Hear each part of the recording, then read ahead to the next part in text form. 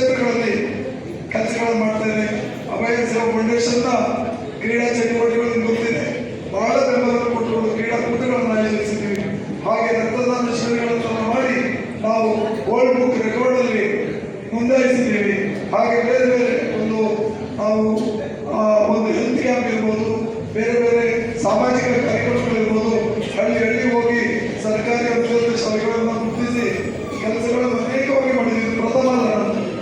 ಆದರೆ ಈ ಫೌಂಡೇಶನ್ ಒಂದು ಹೆಸರಿಟ್ಟು, ಅಭಯ ಸೇವಾ ಫೌಂಡೇಶನ್ ಹೆಸರಿಟ್ಟು ಈ ಮುಖಾಂತರ ಒಂದು ಹೆಜ್ಜೆ ಮುಂದೆ ಹೋಗ್ತಾ ಇದ್ದೀನಿ ಅಂದ್ರೆ ಅದಕ್ಕೆ ಮುಖ್ಯವಾಗಿ ನಿಮ್ಮೆಲ್ಲರ ಬೆಂಬಲ, ಈ ಕ್ಷೇತ್ರ ರಾಮನ ಆಶೀರ್ವಾದ, ಆಂಜನೇಯನ ನಮ್ಮೆಲ್ಲ ಯುವಕರಿಗೆ ಶಕ್ತಿ ತುಂಬಿದ್ರಿಂದ ಇವತ್ತು ಒಂದು ದೊಡ್ಡ ಕನಸನ್ನಿಟ್ಟು ನಾವಿವತ್ತು ಒಂದು ಹೆಜ್ಜೆಯ ದಾಪಕಗಳನ್ನು ಆಗ್ತಾ ಇದ್ವಿ.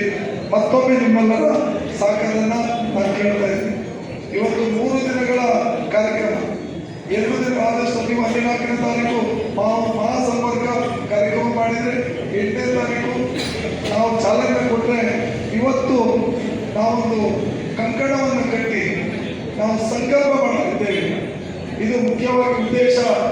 ಒಂದಿಷ್ಟು ನಮ್ಮೆಲ್ಲರ ಈ ನಮ್ಮ ದೇಶದಲ್ಲಿ ಹೆಚ್ಚಿಗೆ ಯುವ ಪೀಳಿಗೆ ಇದೆ, ಯುವ ಜನಾಂಗ ಇದೆ, ಹಾಗೆ ಮುಂದುವರೆದಿರುವಂತಹ ಈ ದೇಶ, ಇದರಲ್ಲಿ ನಮ್ಮೆಲ್ಲರ ದೇಶತ್ವ ಈ ಧರ್ಮವನ್ನು ಉಳಿಸುವಂಥದ್ದು, ನಮ್ಮ ಸಂಸ್ಕೃತಿಯನ್ನು ಬೆಳೆಸ್ಕೊಂಡು ಹೋಗ್ಲಿಕ್ಕೆ ನಮ್ಮೆಲ್ಲರ ಜವಾಬ್ದಾರಿ ತುಂಬ ಇದೆ. ಅದಕ್ಕೋಸ್ಕರ ಎಲ್ಲರೂ ಒಂದಿಷ್ಟು ಸಂಕಲ್ಪವನ್ನು ಮಾಡಿ ನಾವೆಲ್ಲ ಸಮಾಜವನ್ನು ಕೆಲಸದಲ್ಲಿ ನಾಡು ನುಡಿ ಜಲ ಸಂಸ್ಕಾರ ಸಂಸ್ಕೃತಿಗೆ ನಾವೆಲ್ಲ ಒಟ್ಟಾಗಿ ದುಡಿತೀವಿ ಅಂತ ಹೇಳಿ, ಹಾಗೂ ಮುಂದಿನ ದಿನಗಳಲ್ಲಿ ಅಭಯ ಸೇವಾ ಫೌಂಡೇಶನ್ ಈ ಸಾಮಾಜಿಕ ಕೆಲಸದಲ್ಲಿ ಈ ಫೌಂಡೇಶನ್ ಜೊತೆಯಲ್ಲಿ ಕೈ ಜೋಡಿಸ್ತೀವಿ ಅಂತ ನಾವೆಲ್ಲ ಒಟ್ಟಿಗೆ ಸಂಕಲ್ಪ ಮಾಡಲಿಕ್ಕೆ ಗುರುಗಳ ಒಂದು ಆಶೀರ್ವಾದ ಜೊತೆಯಲ್ಲಿ, ಹಿರಿಯರ ಮಾರ್ಗದರ್ಶನ ಜೊತೆಯಲ್ಲಿ, ಅವರ ಹಿತನುಡಿಗಳ ಜೊತೆಯಲ್ಲಿ ನಾವು ಮುಂದೆ ಹೋಗಲಿಕ್ಕೆ ಇವತ್ತಿನ ಕಾರ್ಯಕ್ರಮ ಹಮ್ಮಿಕೊಂಡಿದ್ದೀವಿ. ಇವತ್ತು ಸಂಕಲ್ಪನ ಮಾಡಿ ನಾಳೆ ದಿನ ಒಂದು 2,000ಕ್ಕೂ ಹೆಚ್ಚು ಮಾತೆಯರು ಭಾಗವಹಿಸ್ತಾ ಇದ್ದಾರೆ. ಇವತ್ತು ನಾವು ಹೇಗೆ ಭಾರತ ಮೇಲೆ ಪೂಜಿಸ್ತೀವೋ, ಭುವನೇಶ್ವರನ್ನ ಪೂಜಿಸ್ತೀವೋ, ಅದೇ ತರ ನಮ್ಮ ಭಾರತೀಯ ನಾರಿಯರಿಗೆ ಅದೇ ವಿಶೇಷವಾದ ಗೌರವ ಇದೆ. ಇವತ್ತು ಪ್ರತಿಯೊಬ್ಬರು ನಾವು ತಾಯಿ ಸ್ಥಾನದಲ್ಲಿ ನೋಡ್ತೀವಿ. ಹಾಗೆ ಮುಖ್ಯವಾಗಿ ನಾವು ಪ್ರಥಮವಾಗಿ ಹೋಗ್ಬೇಕಾದ್ರೆ ಆ ತಾಯಿಯನ್ನ ಪೂಜೆ ಮಾಡೋದ್ರ ಮುಖಾಂತರ, ಅಂದ್ರೆ ನವ ದುರ್ಗ ದೇವತೆಗಳನ್ನ ಮಂಟಪದಲ್ಲಿ ದೀಪದ ಮುಖಾಂತರ ಆಹ್ವಾನ ಮಾಡಿ ಆ ತಾಯಿಗೆ ಶೃಂಗಾರ ಮಾಡಿ ನಿಮ್ಮೆಲ್ಲರ ಮುಖಾಂತರ ನಿಮಗೆ ಸೌಮಂಗಲ್ಯ ಕಿಟ್ಟನ್ನು ಕೊಟ್ಟು, ಅರಿಶಿನ ಕುಂಕುಮದ ಕಿಟ್ಟನ್ನು ಕೊಟ್ಟು ತಾಯಿಗೆ ನಿಮ್ಮ ರಾಶಿ ನಕ್ಷತ್ರ ಗೋತ್ರಗಳ ಮುಖಾಂತರ ತಾಯಿಗೆ ಪೂಜೆ ಸಲ್ಲಿಸುವಂತಹ ಕಾರ್ಯಕ್ರಮ ನಾಳೆ ಇರ್ತದೆ.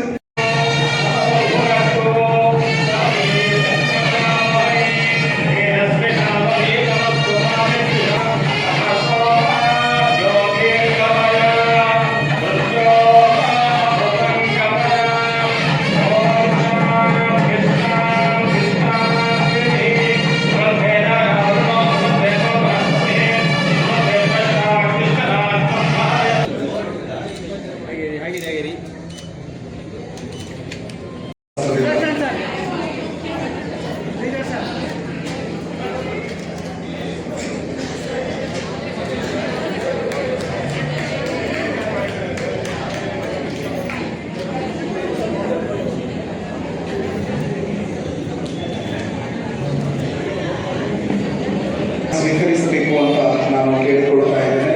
ಈ ಕಾರ್ಯಕ್ರಮದಲ್ಲಿ ನಮ್ಮ ಜೊತೆಗೆ ಹಗಲಿರುಳು ಅವಿರತವಾಗಿ ತಮ್ಮನ್ನು ತಾವು ತೊಡಗಿಸಿಕೊಂಡಿರುವಂತಹ ಪ್ರಮುಖರು, ಅವರನ್ನ ನಿಮ್ಮೆಲ್ಲರ ಚಪ್ಪಾಳೆಯ ಜೊತೆಗೆ ನಾವು ವೇದಿಕೆಗೆ ಬರಮಾಡಿಕೊಳ್ಳೋಣ.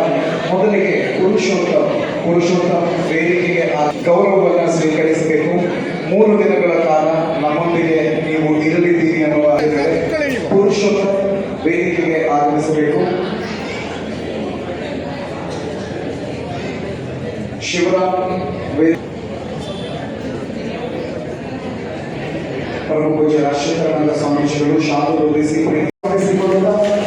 ವೇದಿಕೆಯ ಮುಖ್ಯ ಅತಿಥಿಗಳಾಗಿ ರಾಮಮಂದಿರ ಟ್ರಸ್ಟ್ ರಾಜಶೇಖರ ಅಧ್ಯಕ್ಷರು ಶ್ರೀ ಶ್ರೀಧರ್ ಅವರ ವೇದಿಕೆ ಮೇಲ್ಭಾಗಕ್ಕೆ ಆಹ್ವಾನಿಸಿಕೊಳ್ತಾ ಇದ್ದಾರೆ. ರಾಜಾಜಿನಗರ ಬಿಜೆಪಿ ಮಂಡಲಾಧ್ಯಕ್ಷರಾಗಿರುವ ಶ್ರೀ ಸುದರ್ಶನ್ ಅವರನ್ನು ಕೂಡ ವೇದಿಕೆಯ ಮೇಲ್ಭಾಗಕ್ಕೆ ಆಹ್ವಾನಿಸಿಕೊಳ್ತಾ ಇದ್ದಾರೆ. ಹಾಗೆ ಉದ್ಯಮಿಗಳಾಗಿರುವ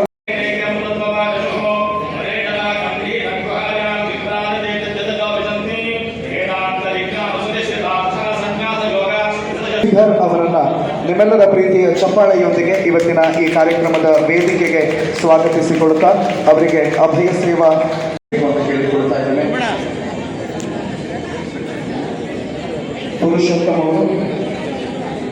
ಪುರುಷೋತ್ತಮ್ ಶಿವರಾಮ್ ದಯವಿಟ್ಟು ವೇದಿಕೆಯ ಮಧ್ಯಭಾಗಕ್ಕೆ ಆಗಮಿಸಬೇಕು ಅಂತ ಕೇಳಿಕೊಳ್ತಾ ಇದ್ದೇನೆ.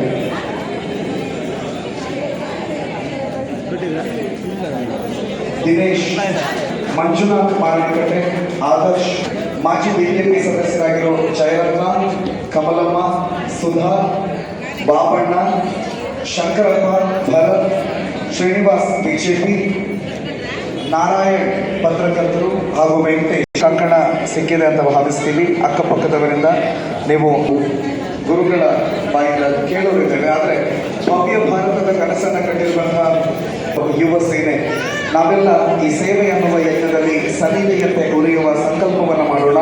ಮುಂದಿನ 3 ದಿನಗಳ ಕಾಲ ಸಂಪೂರ್ಣವಾಗಿ ನಮ್ಮನ್ನು ನಾವು ಈ ಸೇವಾ ಸಂಕಲ್ಪ ಅನ್ನುವ ಕಾರ್ಯಕ್ರಮದಲ್ಲಿ ತೊಡಗಿಸಿಕೊಳ್ಳೋಣ. ಆದಷ್ಟು RSS ಪ್ರಮುಖರು ವಿಶ್ವನಾಥ್ ಅವರು ಕೂಡ ವೇದಿಕೆಗೆ ಆಗಮಿಸಬೇಕು ಅಂತ ಹೇಳಿಕೊಳ್ತಾ ಇದ್ದಾರೆ.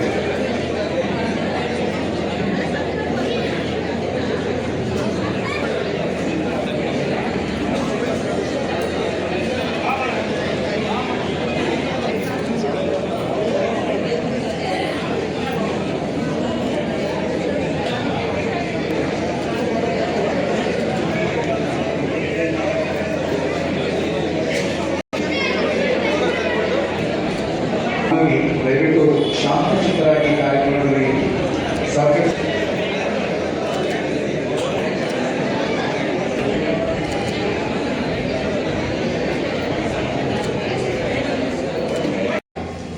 ಸೇವಾ ಸಂಕಲ್ಪ ಅನ್ನುವಂತಹ ವಿಚಾರವನ್ನು ಇಟ್ಟುಕೊಂಡು ಅಭಯ ಸೇವಾ ಫೌಂಡೇಶನ್ ನಮಗೆ ನಿಮಗೆಲ್ಲ ಒಂದು ಜವಾಬ್ದಾರಿಯ ಹೆಜ್ಜೆಯನ್ನು ಇರಿಸಲಿಕ್ಕೆ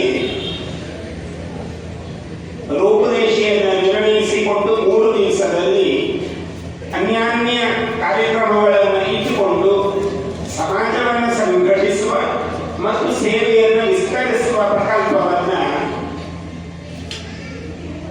ನೀಡುವುದರ ಮೂಲಕ ನಮ್ಮನ್ನೆಲ್ಲ ಜೋಡಿಸಿಕೊಂಡಿದೆ. ಸೇವಾ ಸಂಕಲ್ಪ ಅನ್ನುವ ವಿಷಯವಿರುವುದು ಏನು ಅಂತಂದ್ರೆ ನಮ್ಮನ್ನು ನಾವು ತೊಡಗಿಸಿಕೊಳ್ಳುವುದು. ಅದರ ಅರ್ಥ ಸಮರ್ಪಣಾ ಭಾವ. ಕೃಷ್ಣ ಅರ್ಜುನನನ್ನು ಉದ್ದೇಶವಿಟ್ಟುಕೊಂಡು ಬೆಳಕಾಗಿ ನಿಯತಂ ಕುರು ಕರ್ಮ ತ್ವಂ ಕರ್ಮ ಜಾಯಿಭೋಗ್ಯ ಕರ್ಮಣ್ಯ, ನಿನ್ನ ಕರ್ಮವನ್ನು ನೀನು ನಿಯತವಾಗಿ ಮಾಡಬೇಕು, ಮನೋರಣೀಯವಾಗಿ ಮಾಡಬೇಕು, ಅದನ್ನು ಮಾಡದೆ ಇರಬಾರದು ಅಂತ ಹೇಳ್ತಾರೆ. ಸೇವೆ ಎನ್ನುವಂತಹ ಶಬ್ದದಲ್ಲಿ ನಮಗಿರುವ ಅರ್ಥ ಏನು ಕೇಳಿದ್ರೆ ನಮ್ಮನ್ನು ನಾವು ತೊಡಗಿಸಿಕೊಳ್ಳೋದು ಅಷ್ಟೇ, ನಮ್ಮನ್ನು ನಾವು ಸಮರ್ಪಿಸಿಕೊಳ್ಳೋದು. ದಿವಸದ 24 ಗಂಟೆಗಳಲ್ಲಿ ನಾವೇನು ಚಟುವಟಿಕೆಗಳನ್ನು ಮಾಡ್ತೇವೆ